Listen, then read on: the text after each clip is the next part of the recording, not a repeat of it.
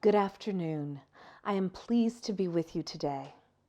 I would like to begin by expressing gratitude to all who have made this virtual conference possible.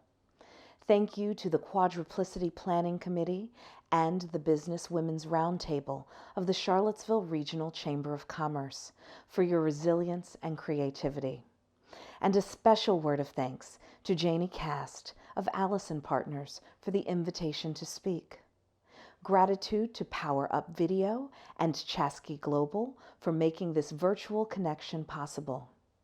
Finally, I owe a debt of gratitude to Mike Murphy, who has become my barometer for professional excellence. Let us begin.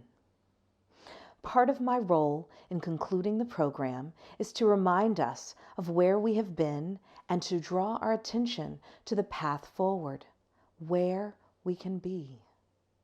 This morning, we heard from a successful local entrepreneur and business leader, Sasha Farmer Tripp. She gave us an inspirational start to the day. Then there were the content-rich sessions with subject matter experts where we learned to build relationships that matter through the art of human exchange, how to manage workplace stress through breathing for balance, connection, and growth, connection with intuitive self to gain courage to create work that lights us up. And we learned that financial fitness includes the currency of plenty, all in the spirit of cultivating connections with self and others. What an interesting time to digest such information. We have received the gifts of our speakers and are now tasked to begin thinking about how we will apply the knowledge gained in our daily lives.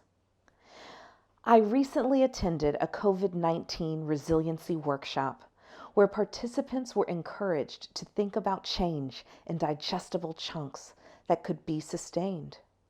Think meta goal, run a marathon, meets micro goal, put on my running shoes at 7:30 a.m.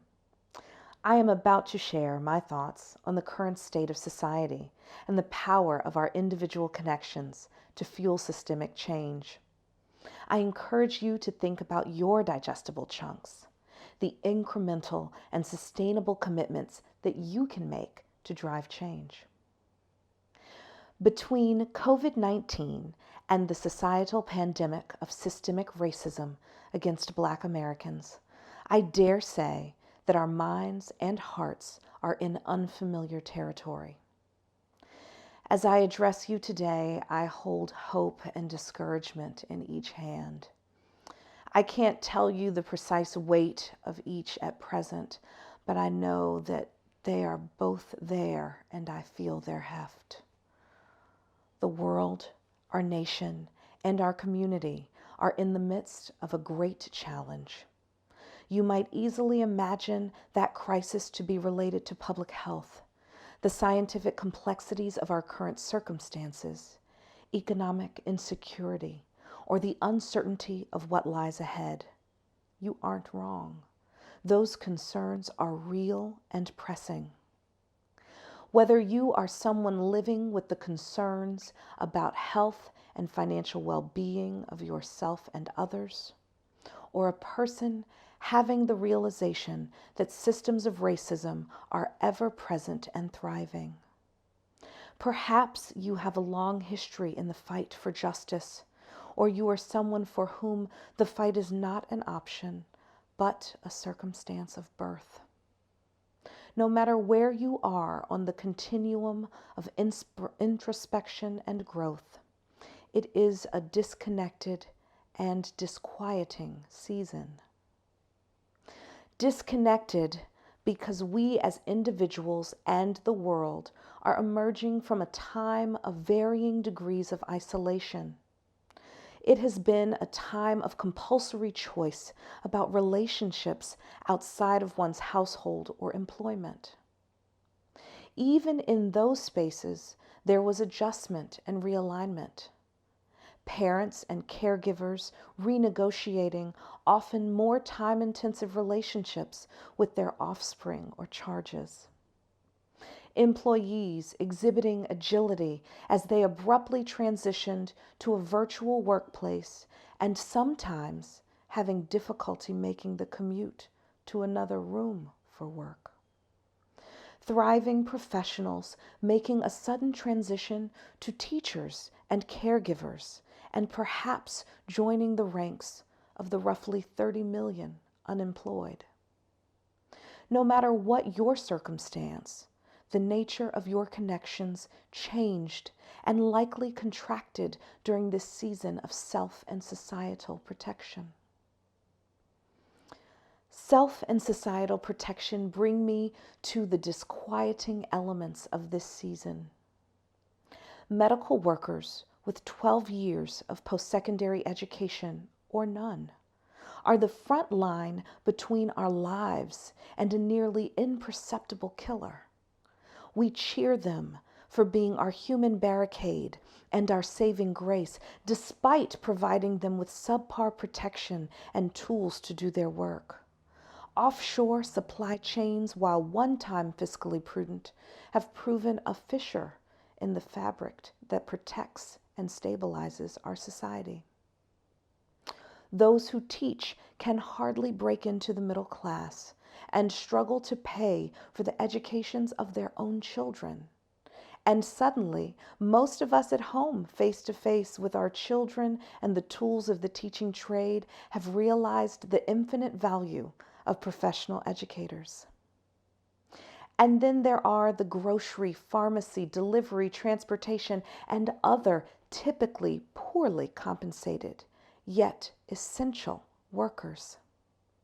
They have become our lifeline, despite many earning less than a living wage.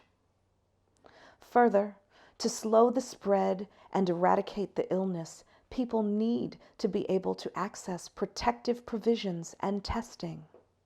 Alas, so many of our fellow Americans are unable to access health care.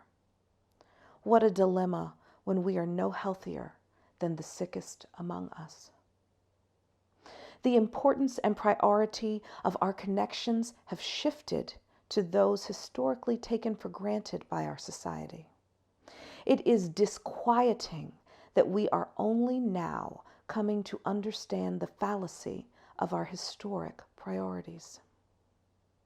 It is a disconnected and disquieting season.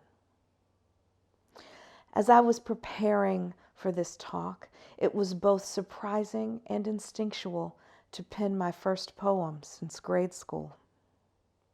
I share it with you now. To be clear, Black Lives Matter. Whether it was our tilling of the land that brought wealth to birth a nation, or the life-giving force of our breasts feeding the white master's children, the blood plasma that breathes life into the sick, or the stoplight that governs our roads.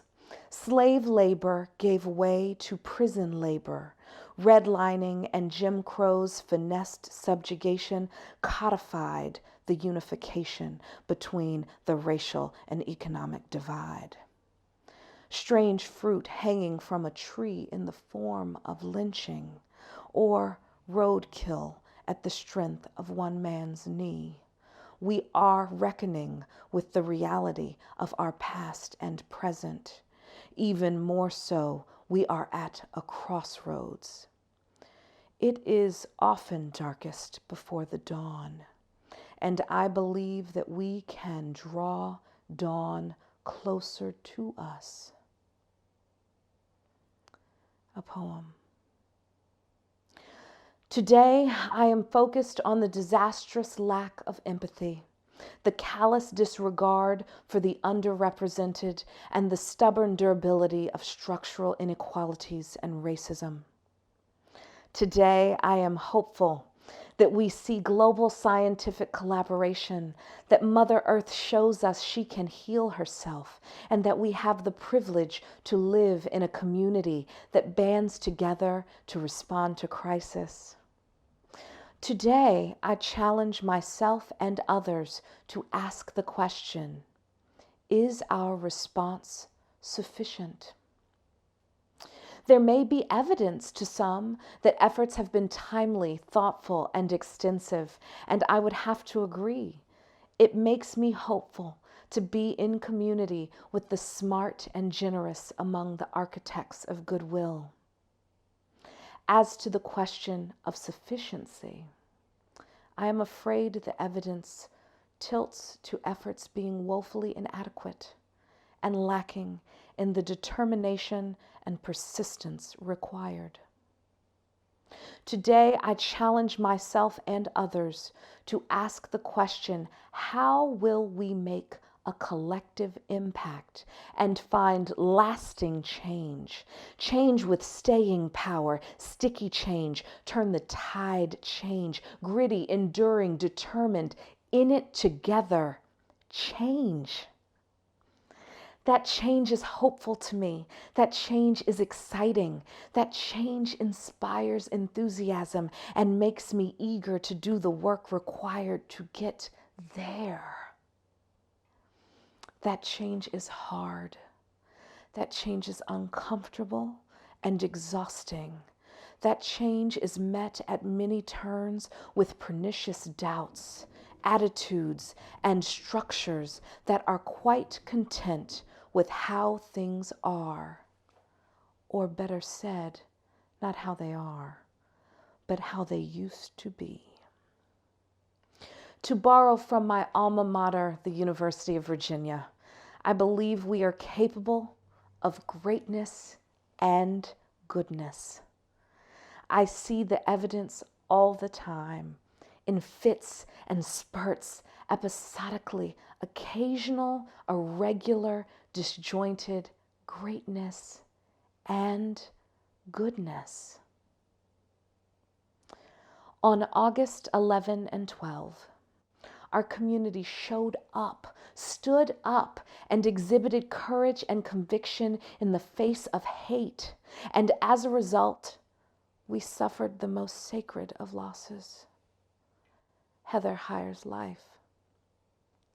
We also faced the reality of being at once determined to heal and broadly perceived as the objectionable front line.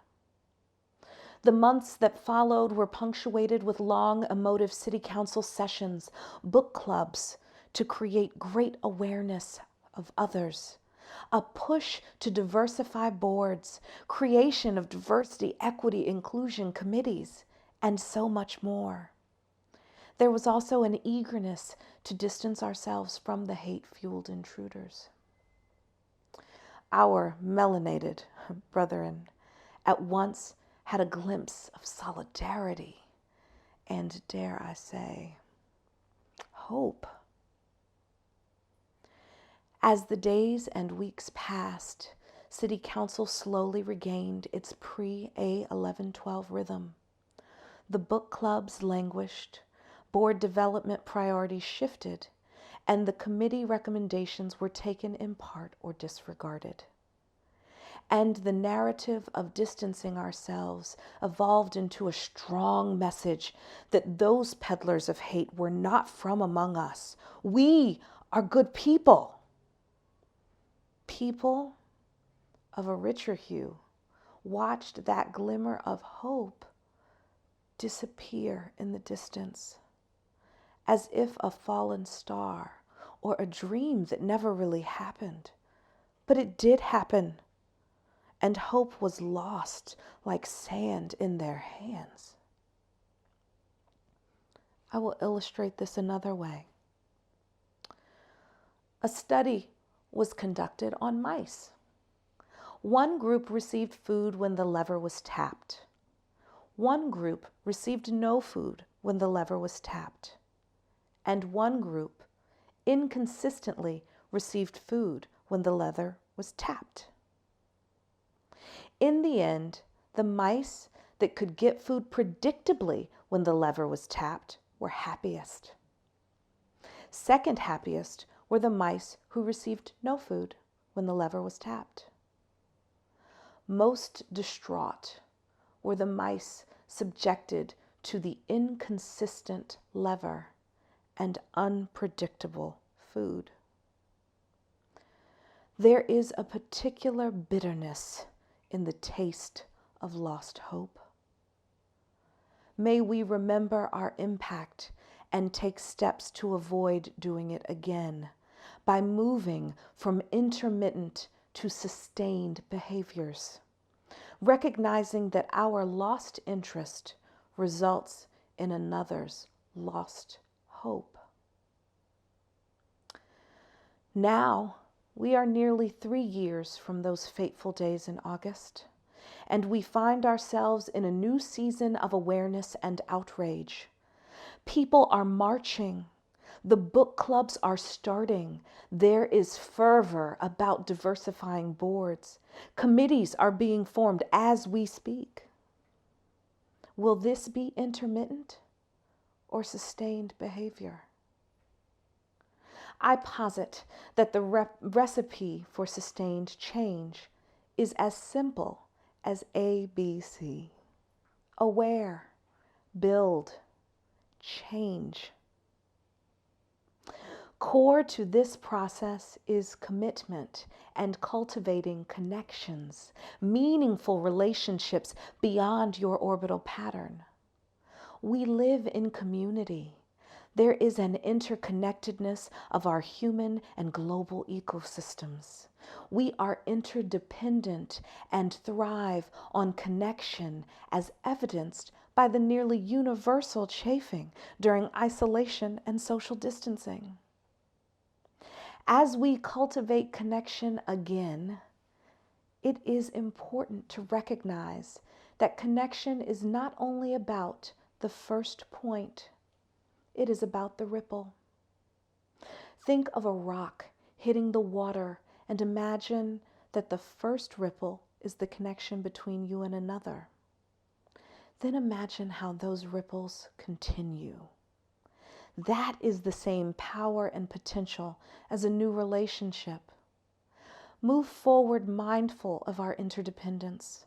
Cultivate connections as a seed to grow meaningful relationships with people beyond your orbital pattern. Most people will think I mean find a friend of a different race or ethnicity. Yes, and patron businesses owned by women and people of color. Try doing your weekly shop in a different grocery store. Scrutinize the composition of the social circles of your family, your children. Then move forward with sustained intent and remembering. Trust is earned, not given, and behavior an infinitely larger deposit than a word. Use your power, and every human has power, to create opportunities for others. Embrace that the journey is so much more than any destination. Continuously learn and grow so that you are a worthy recipient of the opportunity to connect with another. Be both gracious and shrewd. Be gentle with yourself by always remembering that growth comes at the nexus of challenge and support. You need to grow, and it won't be easy. Keep going.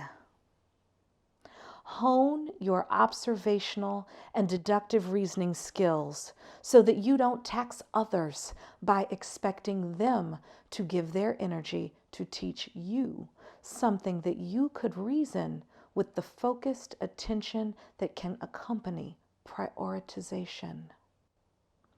Do your own work first. I spend my days thinking about big, hard ideas: inclusion, diversity, community, and environmental sustainability. And the weight of those complex and expansive topics could be crushing if carried like Atlas. If I believed that the solution was to be found in self, in me, rather, I think about the interconnected nature of our world, the power of connectedness. I don't have to have it. I need to know where to get it, how to find it. I need to be in relationship.